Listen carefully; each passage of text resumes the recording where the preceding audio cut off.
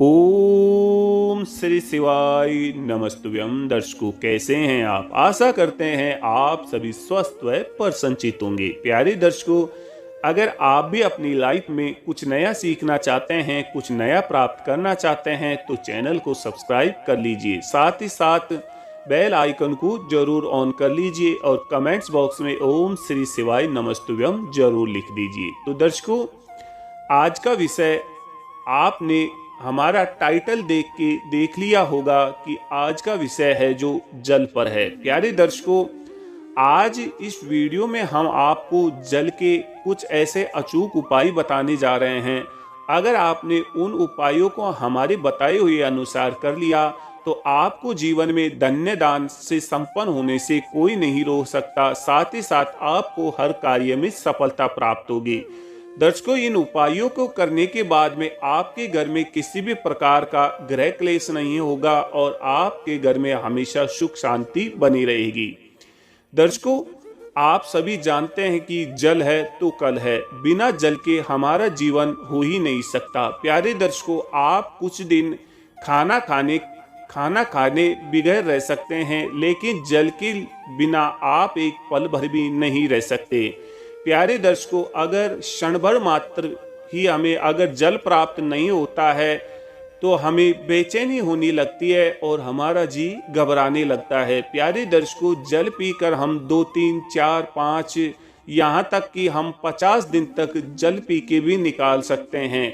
लेकिन दर्शकों, आज हम आपको जल के कुछ ऐसे उपाय बताएंगे जिनका वर्णन शास्त्रों में किया हुआ है। प्यारे दर्शकों, जल को वरुण महाराज का प्रतीक माना गया है और वरुण महाराज को यक्षों का प्रतीक माना गया है।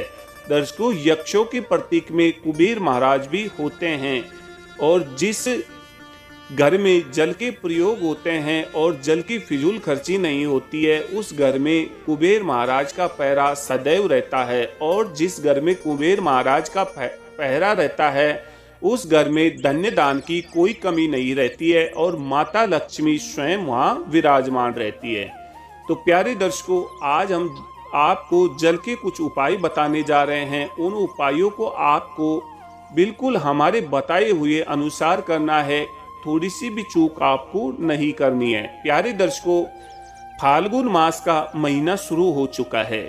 दर्शकों, यह बहुत ही पवित्र महीना है। इस फाल्गुन मास में भगवान श्री कृष्ण है जो अपनी लीलाएं करते हैं और अपने भक्तों की सभी मनोकामनाएं पूर्ण करते हैं। तो प्यारे दर्शकों, आपको पूरे फाल्गुन मास में आपको जल का एक छोटा सा उपाय करना है। दर्शकों, आपको क्या करना है, रात को आपको सोने से पहले 1 लोटा जल, दर्शकों ध्यान से सुनिएगा, आपको रात को सोने से पहले 1 लोटा जल आपको अपने सिर के ऊपर, जहां पर आप सोते हैं, सिर के ऊपर आपको रख के सो जाना है। दर्शकों, सिर के ऊपर के मतलब ये नहीं है कि आपको अपने सिर के ऊपर रख के सोना है। दर्शकों, इसका मतलब है कि आप जिस जगह पर सो रहे हैं, पलंग पे सो रहे हैं, तो पलंग पे सिराने पर आपको 1 लोटा पवित्र जल का आपको रख के सो जाना है।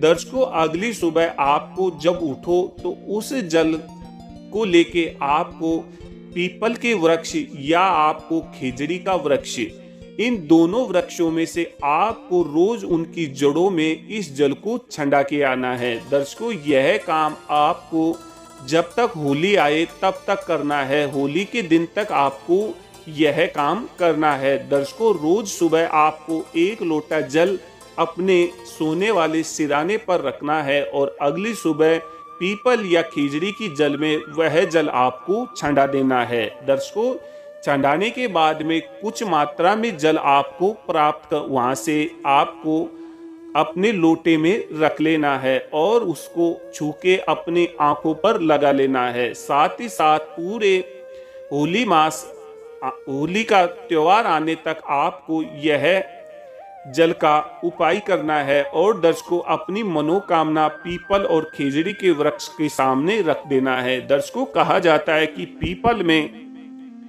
भगवान गणेश जी का वास होता है और खिचड़ी के अंदर माता लक्ष्मी का वास होता है। दर्शकों, जब इन दोनों की पूजा होती है और इन दोनों का हमारे जीवन में और हमारे घर में आगमन होता है तो हमारे घर की सभी परेशानियों का अंत हो जाता है और इन दोनों का आगमन मतलब कि सुख का आगमन होता है। दर्शकों, साथ ही साथ आपको एक छोटा सा उपाय और करना है।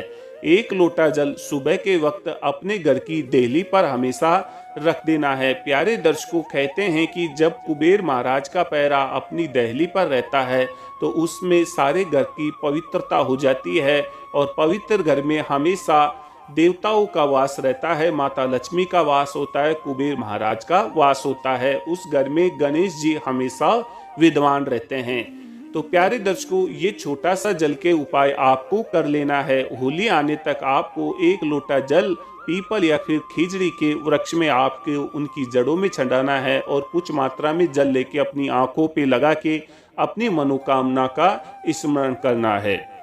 प्यारे दर्शकों, इस उपाय को करने के बाद में आपकी सभी मनोकामनाएं पूर्ण हो जाएगी।